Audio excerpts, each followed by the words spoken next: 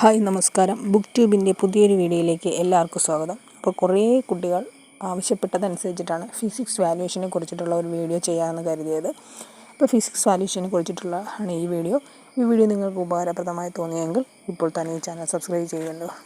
അപ്പോൾ ഫിസിക്സിനെ കുറിച്ച് പറയുകയാണെങ്കിൽ നിങ്ങൾക്ക് തന്നെ അറിയാമല്ലോ, എല്ലാ പ്രാവശ്യത്തിനെക്കാട്ടും ഒരുവിധം ഈസിയായ ഒരു എക്സാമായിരുന്നു ഫിസിക്സ് എന്ന് പറയുന്നത്. എന്നിരുന്നാൽ തന്നെയും നമുക്ക് എത്ര എഴുതിയാലും സാറ്റിസ്ഫാക്ഷൻ കിട്ടാത്തൊരു എക്സാമാണ് ഫിസിക്സ്, കെമിസ്ട്രിയൊക്കെ, മാത്സൊക്കെ. കാരണം എന്ന് വെച്ചാൽ എത്ര എഴുതിയാലും നമുക്ക് അവിടെ തെറ്റിക്കാണോ ഇവിടെ തെറ്റിക്കാണോ എന്നൊരു വിചാരം ഉണ്ടാവും. അതാണ് ഈ ഫിസിക്സിലും സംഭവിച്ചിരിക്കുന്നത്. ഒരുവിധം ആ ക്വസ്റ്റ്യൻ പാറ്റേൺ എന്നൊക്കെ നിങ്ങൾക്ക് മനസ്സിലാവും. എല്ലാം ലിങ്ക് ചെയ്ത് പോയേക്കുന്ന ഒരു ക്വസ്റ്റ്യൻസ് ആയിരുന്നു ഇത്തവണത്തത്.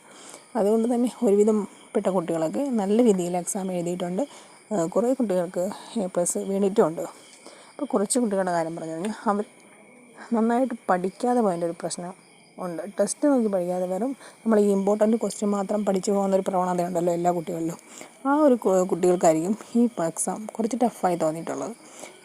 പിന്നെ ഒന്നുള്ളൊരു ഡയഗ്രാമൊക്കെ നിങ്ങൾ കുറച്ചൊക്കെ വരച്ചിരുന്നാലും അതിനുള്ള മാർക്കൊക്കെ ടീച്ചേഴ്സ് ഇട്ട് തരും. അപ്പോൾ എപ്പോഴും ടീച്ചേഴ്സ് കുട്ടികളുടെ ഭാഗത്ത് നിന്നുകൊണ്ടാണ് ഈ പേപ്പർ വാല്യൂ ചെയ്യുന്നത്. നിങ്ങളെങ്ങനെയെങ്കിലും പാസ്സാക്കി വിടുക, അല്ലെങ്കിൽ നിങ്ങളെങ്ങനെയെങ്കിലും A+ എത്തിക്കണം എന്ന് തന്നെയാണ് ഭൂരിഭാഗം ടീച്ചേഴ്സുമാരും ആഗ്രഹിക്കുന്നത്. വളരെ കുറച്ച് ടീച്ചേഴ്സുമാർ മാത്രമാണ് അത്ര സ്ട്രിക്റ്റായിട്ട് വാല്യുവേഷൻ ചെയ്യുന്നത്.